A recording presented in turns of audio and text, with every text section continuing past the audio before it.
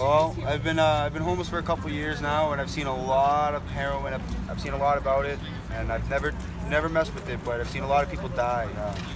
I lost 4 friends over the summer due to the heroin epidemic, and it's just really crazy.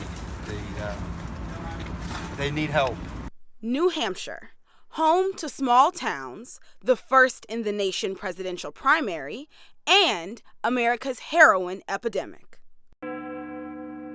New Hampshire Attorney General Joseph Foster has seen the epidemic up close.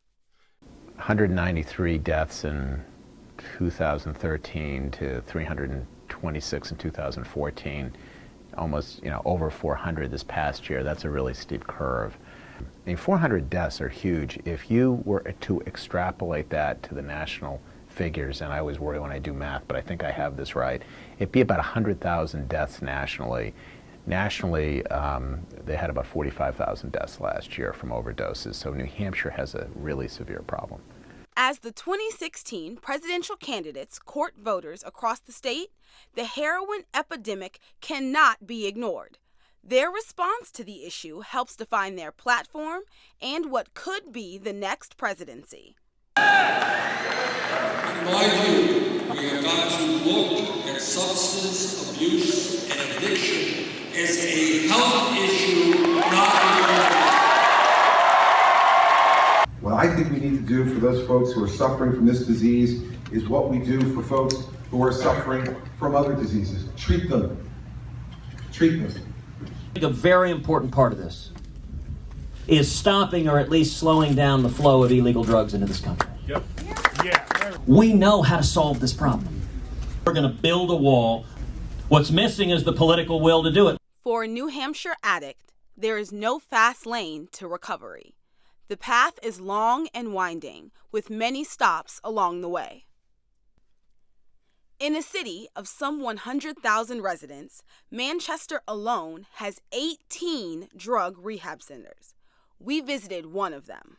Hear some candidates talking about, well, I'm going to stop all, no one's going to be able to get access to the drugs. Well, stopping the usage, that's not treatment.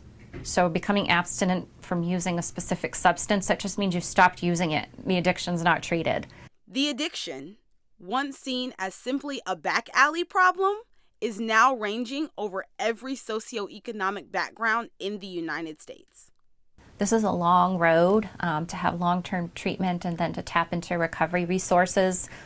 So I think law enforcement's role, especially here in Manchester, we have a very progressive thinking police chief, and kind of flipping the switch on this and not making it, a justice-involved issue unless someone's committed a major crime, kind of thinking about those things in a different manner. Well, I think a lot of it has to do with our tactics have changed to some degree in the sense that we are now focused not just on arresting people, but getting people the help that they need. So instead of the old, arrest our way out of the problem, you can't. It's proven ineffective. So now we're trying to move forward and get people help and assist with nonprofits and opening more rehabs and work in the more collaborative nature. One of these candidates will be the next president. But will their ideas to end the epidemic translate to action in the White House?